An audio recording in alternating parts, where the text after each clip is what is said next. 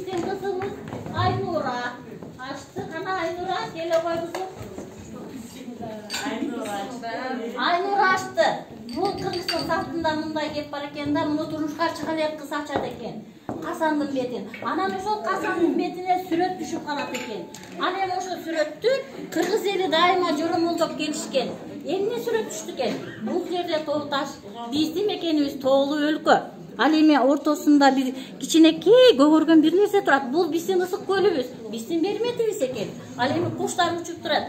А куштар болсо жаздын белгиси, жаз келип, бизден ырыскы талашып, жер айдоону үмүттөнүп турушат.